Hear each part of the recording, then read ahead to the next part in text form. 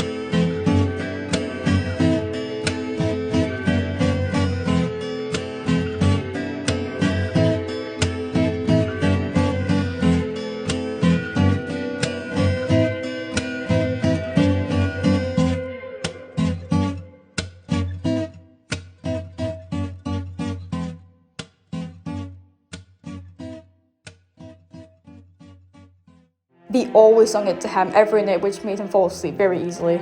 Now, Splendid was a very quiet baby, and he cried less about 2 months after his birth. He was very easy to calm down when he did cry, however. Things were looking up until the 2nd of March. This was the date of Paul and Opal's baby's arrival. It was much worse for them, since not only could they not fly, but the hospital was also far away from their home. They tried their best to get to the hospital, but it was too much for them to travel by feet. Luckily for them, they saw Delilah and Kane's house, so they went there and pleaded them to have the baby in their home. They knew it may have been a little bit inconvenient to crash into their home for the night to have their baby, but they were already running out of time. Kane wasn't so sure if it was a good idea, but Delilah obliged and let them in. Kane didn't feel comfortable having Opal and Paul having their baby in their home, but Delilah insisted him to help Opal have her baby. Opal and Paul weren't strangers. Eventually, Kane then decided to help. It was a lot riskier for Opal to have a home birth, since not only was it just her first baby, but she was having twins. What's even worse is that she and Paul didn't even know at the time. They swore they were only having one baby. When the first baby, Shifty, was finally born, they thought it was finally over. Until Opal was having pains again. Delilah asked her what was wrong, and Opal thought she was having another one. This left everyone shocked and really stressed Kane out. Kane thought Opal had lied about only having one child, but she said that she was positive she was only having one. Paul wasn't appreciating the way Kane was assuming his wife lying about only having one baby, so they started arguing and yelling at each other. Delilah tried to calm them down, but it didn't really work. Kane told Paul and Opal that they had to leave after the unexpected event, but Delilah told him that he had to stay until the other baby was delivered. Delilah told Kane to go check on Splendid as he woke up and started crying from his nap due to him arguing with Paul. He went out of the room and Paul apologised for arguing with her husband and for waking up Splendid. Delilah gladly forgave him and said it wasn't anyone's fault for the inconvenience. After about 3 minutes, Opal eventually had her second baby, Lifty. Delilah and Kane took Paul and Opal to the hospital and they had their babies checked. But unfortunately for them, they weren't so lucky like Delilah and Kane. Lifty and Shifty were alive, sure, but did have some health complications. This was also how Lifty got his unnamed condition, but most people believe he had anorexia. Due to their father having an addictive personality and Opal's brain had a low level of serotonin, the doctors weren't certain, but they believed that the twins might develop some kind of addictive personality or disorder when they get older. This wasn't the only reason why Lifty and Shifty became kleptomaniacs, but it was also because of a traumatic event they experienced, but that'll be explained later on. But other than that, the boys were healthy, and Opal and Paul were glad to see their sons alive. Delilah and Kane also introduced Splendid to the twins, and still to this day, Splendid does not remember meeting Lifty and Shifty as babies or as children when they were in the orphanage. It says they really saw each other due to dealing with their traumatic events that they experienced, which will also be explained later on. And so for the next 4 years, Delilah and Kane happily bonded with their son. They always spoiled everyone, had a treat her and had quality family time with each other. About a week before Splendid's 4th birthday, Delilah and Kane looked down at Splendid sleeping in his bed one night and thought that he looked very isolated. They thought that he needed a companion or someone to be with. Delilah and Kane then had a most amazing visitor, a beautiful angel named Samuel, who told them that the goddesses had wonderful plans for them and their son. They would have another child, who would be the bravery queen, along with Splendid, who would be the justice king. And they were also called the baby Samantha. They were told to take care of each other, the future king and the baby queen when she came. Delilah and Kane were very happy about this news. When Delilah got pregnant with Samantha, she and Kane didn't tell Splendid immediately. They wanted it to be a surprise. Coincidentally, when Splendid's 4th birthday came up, his birthday wish was to have a little sister. And that night, Samuel went to Splendid's dream and he said that he had good news for him. The news is that his wish was going to come true as the baby queen would soon be born, which is Samantha. Samuel knew that Splendid's parents wanted to keep the news a surprise for Splendid, so he didn't fully explain what that meant. Splendid didn't quite fully understand. He was only 4 at the time after all, but he could tell it was something good. Splendid had a lack of memory from the events of his dream when he woke up. The only thing he remembered was the angel. A few days before the baby's arrival, the family went to the hospital early so we wouldn't have to risk having the baby at home again like we did with Splendid. And on the 10th of April, Samantha was born. They loved the new baby girl very much. After they made sure the baby was healthy and nothing was wrong with her, Delilah stayed in the hospital for a couple of days. Splendid never actually got to see Samantha until she and Delilah were ready to come home. Splendid was very delighted that his wish came true, and Delilah and Kane told him how to be a big brother and help Samantha as she grew up. Later that night, the other goddesses then met Samuel, and he told them that the baby queen was born and her name was Samantha, and she was bonding with the Justice King, which is Splendid. They all came to see the newborn queen, and it was the happiest time of the world to see that both the Justice King and Bravery Queen were now brought into the world. Rose and Daisy had brought gifts for the children. Rose gifts Splendid with a scale necklace, which symbolises justice, and Daisy gifted Samantha with a silver ring, which symbolises bravery. Splendid loved his little sister dearly, but he hated hearing her cry. And no, it's not because it annoyed him. He didn't like how sad and scared she sounded, but nonetheless, they were a happy family. Splendid and Samantha had a warm and nice bond. Samantha was diagnosed with Elmer syndrome when she was 5, which meant whenever she said a word that had an L or R in it, she would replace it with the letter W. She eventually grew out of it when she got older, but it didn't completely go away. So another 7 years went by and Splendid's family lived in peace and joy. Splendid and Samantha always spent time with each other, and Delilah and Kay loved their children and each other very much. Splendid was now 11 years old and Samantha had just turned 7. On Samantha's 7th birthday, Samuel then came to let them be aware about the one rule the goddesses had. It was more of a reminder to Kay and Delilah, since they had been told the rule before, but not Splendid and Samantha. They were not allowed to leave Happy Tree Town under any circumstances. Even if they were in serious danger, they could not leave. Delilah and Kay made sure the children understood the rule, and they were promised to never leave no matter what happened to them. So a few months went by and things were still going well. The family lived happily, until one day, when Samantha encountered this odd creature called a soul corruptor. The soul corruptor tried to tempt Samantha into leaving the town by lying about the curse. It said that if she would leave, she would become immortal and would never die, when it was really the complete opposite. If she would have left, then she would be immortal and would stay dead if she was killed outside of the town. Samantha knew she wasn't allowed to leave, but after some temptation, she finally fell for the soul corruptor's lies and left the town. She didn't go too far at all, only about outside the town for about a minute or two, because she then told Splendid about it. Splendid was shocked that Samantha not only has disobeyed their parents, but the angels and the goddesses too. Samantha said that the soul corruptor told her all about it, and talked to him into leaving too. Eventually Splendid came with Samantha and lived not too far from the town. All of a sudden, the two of them felt kind of scared. Some kind of tension was building up in their bodies and they didn't even know why, which made them even more scared. Eventually, thunder built up in the sky, lightning clapped and a fire started behind them and they ran away as the soul corruptor lured towards them. Kay and Delilah then noticed the thunder and saw a lightning bolt strike onto their house and it collapsed. It was completely destroyed by the lightning. The fire started spreading around the place and onto the house, and Delilah and Kay agreed to look for their children. They ran outside of the town to look for Splendid and Samantha, and then the soul corruptor attacked them, and Splendid and Samantha were devastated when they saw their parents being attacked. They were too distraught and vulnerable to help or even fight back. The soul corruptor managed to slice Kay's arm off and disembowel him. Then the soul corruptor ripped out Delilah's eye, leaving nothing but her socket and skeleton showing while bleeding out. The soul corruptor had killed both of them in the blink of an eye, and since it was outside the Happy Tree Town, they were dead for good. The soul corruptor then went towards Splendid and attempted to take his head off, but it only managed to cut near his left eye. Once again, since it was outside the town, it was a permanent scar. The soul corruptor then also swung at Samantha, but she ducked out of the way and it missed. Samantha ran back into the town and Splendid looked behind her and saw the soul corruptor heading towards her. She was back against the side of the crumbled and fiery walls of the house. It swung at her again, but this time it actually hit her and caused her to fall into the ground on the pieces of the wall. She gave a cry of pain and turned over to her back. Her knee now dawned a scrape and blood began to leak out of it, but she didn't have time to process that as the soul corruptor loomed closer. Her eyes widened as her pupils constricted. There was nowhere for her to go, and even if there was, she couldn't move because she was paralysed in fear. She could only cover her eyes with her arm and shriek in terror. Splendid saw the soul corruptor about to blast his glimmering yellow ray at her sister and kill her for good. They had already lost their parents, and Splendid did not want to lose his sister too. Splendid had tears in his eyes and he had felt nothing but fear in his heart. Yet, somehow he pulled off a brave move. Samantha rose to her knees and watched in horror as her brother stood in front of her, his arms spread wide out. Everything seemed to be in slow motion as a yellow beam of light shot towards him, causing Splendid to pull his arms in to try and intercept the attack. It didn't work of course, and it vaporised his Richie shirt, leaving him with nothing on. His forehead also became slightly singed, and a visible crescent-shaped scar formed just beside his left eye. Splendid winced and writhed in pain, but showed no signs of dying. He had to protect the only family member he had left. When the ray ceased, the creature had shot it did nothing. It just stood still. Splendid had reached his limit. His ears rung, he couldn't hear anything besides that ringing sound. His bones felt weak and his vision was starting to fade. All that he knew is that he saved his little sister at the moment.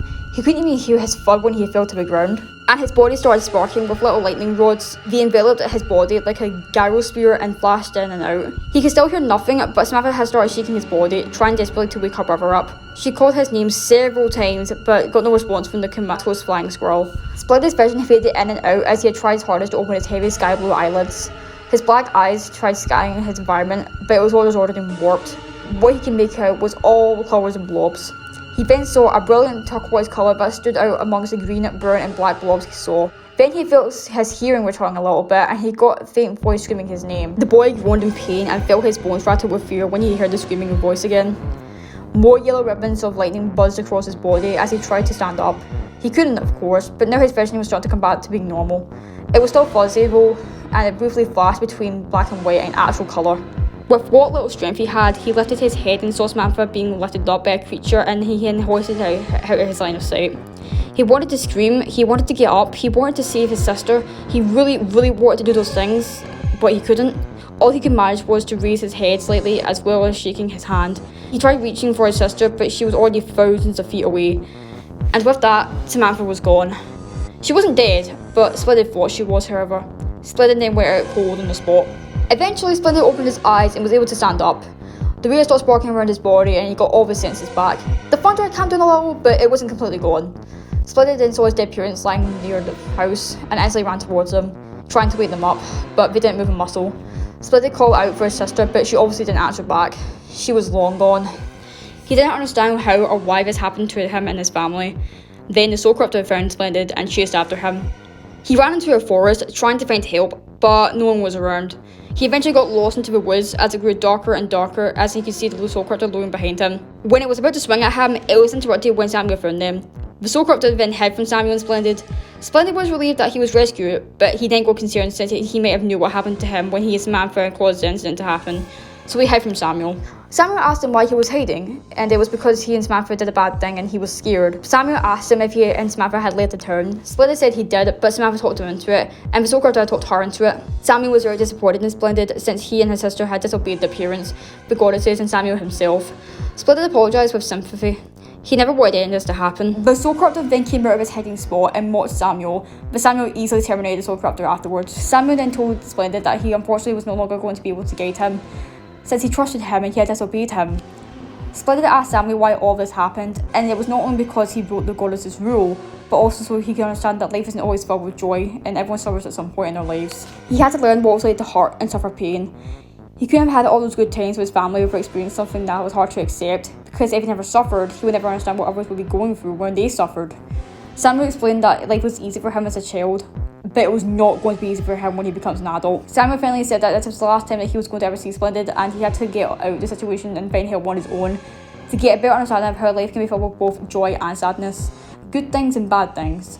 Samuel said that he moves on from people who disobey him and the goddesses. Samuel did however fix Splendid's Superman shirt and gave it back to him so he could stay warm. Samuel then said his farewells and left Splendid bewildered and on the brink of tears. Even after everything Samuel had told him, Splendid still didn't understand why he had to watch his family fade away on him. He was still just a kid. Children just don't understand how scary the other world can be. He didn't know where to find help, or knew anyone else who could help. He constantly apologised to his family for what the soul corruptor had did to them and himself. He eventually couldn't stand the thought of losing his family anymore, and he got so angry that he punched a tree, but it surprisingly didn't hurt his hand. He ended up destroying the tree, and it freaked him out. He had no idea he was able to do that. He stepped back from the damaged tree and almost tripped, but he was able to catch himself, or it felt like someone or something had caught him. Splendid then noticed he was levitating in the air, which also freaked him out since he had a phobia of heights. He was worried that he wouldn't be able to get back on his feet and lost control of it when he started zooming around at supersonic speed. He got angry again, which caused him to shoot lasers from his eyes, which really hurt his eyes since lasers were extremely hot and he wasn't used to the feeling. Splendid then sighed, but his breath felt very cold since he had breathed ice. He was extremely freaked out by all these strange new powers he somehow gained. He didn't even know how or why he got these new abilities. He couldn't even get control of them since he freaked out every time he used them, and because he didn't even know how to use them. The reason why he had all these new abilities was because of the ray that he got shot by from the soul corruptor who killed his parents. These were his superpowers. Splendid had no idea he was going to be a future superhero, so getting zapped by the ray was actually kind of a blessing. He gained more in the future, but that was explained much later on in the timeline.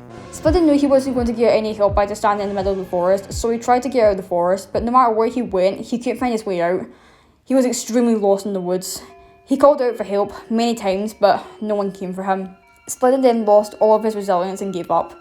He knelt down and started crying and hugging himself, as he had no one else left to give him a hug. He cried quietly as the thunder came back and it started to rain. It got heavier and heavier as time went on. Splendid had accepted his fate and he was ready to die on the spot. He eventually cried himself to sleep. But thankfully, someone did eventually come to his rescue. It was one of the reborn goddesses, Ovija. She was on her way back home and that's when she found Splendid lying there, all wet and cold. She tried waking him up, but no response. She checked for a pulse, heartbeat and normal breathing, and Splendid had all three of them. She called for an ambulance and put him in the recovery position. Splendid then found himself awake in a hospital bed with Ovija, a nurse, and two of the police officers who investigate the scene when the soul corruptor attacked Splendid's family and his home. Splendid asked what happened and who brought him to the hospital, and Ovija explained how she found him and took him to the hospital. The nurse said that she had to give Splendid a checkup and perform some tests to make sure that he was okay, and he was very lucky to be alive. Splendid asked about his parents and if they were okay, but they were both confirmed dead. Splendid was distraught when he had to face the loss of his parents. He just couldn't accept them being taken away from him like that, but there was still hope for his sister. He asked them if he had seen Samantha, but they didn't see her at all. The police decided to file out a missing person report to look for Samantha, but if she wasn't found in 72 hours, she would be confirmed dead. The police asked Splendid if he knew who did this to him, and Splendid tried to explain how the soul corruptor tricked his sister into leaving the town and that he killed his parents and took his sister. He even told them about Samuel, but did anyone believe him? Unfortunately not. They assumed that he was just thinking normal childish things he would have heard in a story. Splendid told them he wasn't lying, but he had no evidence to prove that the soul corruptor was a culprit. Even the scar on his face didn't prove anything. The police said they would do their best to find his sister, and the nurse apologised for the loss of his parents. Splendid was worried about what was going to happen next. He had nowhere to go and had no family to take care of him. He felt so alone without his sister and parents. He felt like he had lost everything. He still didn't fully understand what was going on and what Samuel meant about how life isn't all cupcakes and rainbows. But what changed everything was when they found out about Splendid's new abilities. When the nurse was doing a checkup on Splendid, she noticed that his breath was very cold, which was from the ice breath, and when she put some eye drops in his eyes, it burned like hell, way more than it normally should. He accidentally shot out a bit of the laser, which really freaked out the nurse. The nurse then started getting curious, and to make sure this he wasn't going crazy, she asked Splendid to try and pick up something heavy. There was a huge fish tank nearby, and Splendid picked up no problem, which amazed the nurse. The nurse asked if he was able to do this before, and Splendid said he remembered getting hit by a ray from the soul corruptor, but he thought it might have been the reason it had given him superpowers. It sounded too good to be true, but the nurse believed him as there was evidence. And she knew that no ordinary thing could shoot rays, so she started to believe him and about the soul corruptor. They then went to the police to show them Splendid's new powers. They were surprised with the not so ordinary abilities he had. Splendid explained that the soul corruptor shot him with a ray and gave him these superpowers. The police did say they had found something black on the ground dead near a forest, and Splendid said that was the soul corruptor. They apologised for not believing him, and Splendid said that it was okay, and it was understandable. I mean, the story that he had was quite ridiculous without proof, but it was clear that he wasn't joking. The soul corruptor was already dead, so that problem was taken care of. But the only thing that was left to do now was to get Splendid into a new home. Splendid was going to be put into a foster home until he was old enough to leave and get a job. Splendid was happy that he was believed and everything was taken care of, but he was still upset because of his missing sister. He didn't want to believe it, but he was ready to accept that his sister was dead, along with his parents. He didn't think that anyone would be there to look out for him, but he was wrong. Obesia said to Splendid that she had a daughter and thought that they would get along very well, and it was a good start to making new friends. Splendid felt a bit more relieved that he would have someone to be there for him. Obesia looked a little sad afterwards, but Splendid didn't ask. When Splendid went into the foster home, she met Lammy, who was Obesia's daughter. She was 13 at the time, and they got to know each other, and Lammy explained that why she was in the foster home. Lammy wasn't very fond of her parents because they grew concerned that she was going insane because she claimed to hear voices and even see ghosts. So they sent her to a mental hospital when she was around 10 or 11 years old. The staff treated Lammy with electroshock therapy, which caused Lammy to go insane and lose a lot of her memory. And she recently escaped the hospital and found a foster home. She didn't really get why her parents thought she was insane. Splendid felt sympathetic for Lammy and he could relate to her, but he didn't tell her story just yet. Lammy still had her parents, but Splendid's parents were dead. Lammy understood and became friends very quickly. Despite struggling from being separated from their families, they still had each other. They spent time in the foster home for 11 years and got out when they were in their 20s. Splendid doesn't remember this, but he did see Lifty one time in the orphanage. They never talked or anything. Splendid saw Lifty sitting on the bed, and when he looked over looking sad, he didn't see anything. He just looked at Splendid and turned around. Splendid didn't want to bother him, so he just ignored him, thinking he probably would never see him again. But boy, was he wrong. Now, here's Lifty's childhood. After Oprah and Paul got married, unlike in Amy's EU where they don't get married, and had Lifty and Shifty, who went into poverty due to Paul losing his job, but they still liked each other and they're twin boys. But when the twins were about 6 years old, their father started doing drugs and drinking quite frequently after losing his job. It changed him and made him more violent. Opal threatened to leave him, which made him even more angry, and he would beat her many times a day. One day, he went too far and mortally wounded Opal. She was taken to the hospital but eventually died, while her father was brought away from questioning and eventually was placed in jail. Since the events didn't happen in Happy Tree Town, Opal was dead forever. What happened to Paul afterwards remains unknown. The twins were transferred to Happy Tree Town and placed in the foster home. And it was the same foster home that Splendid and Lammy were in, but they never really got to communicate with each other. So the three of them had quite traumatic stories about their parents. Splendid lost his parents, Lammy's being taken away from her parents as they thought that she was crazy, and Liz's parents dealing with alcohol and domestic abuse. Speaking of Splendid's parents actually, meanwhile, in the heavens, Delilah and Kay met up with Samuel again. Samuel explained why the soul corruptor came to their home and killed them, and it was because the children had disobeyed them by leaving the town, since the soul corruptor had tricked them into leaving the town. Delilah and Cain felt betrayed, but they didn't want to believe it. They did it on purpose, and Samuel said that they didn't. The two were so happy that they were together and that their kids were still alive, hoping to make up for their mistakes. They spent the rest of eternity in heaven together, watching down on their children. Even though Samuel had no longer guided Splendid and Samantha, he never abandoned them. He still watched over them, along with Delilah and Cain, and hoping they lived great lives. And they sure did. Oprah then also met up with Delilah in the heavens and explained about what happened with Paul.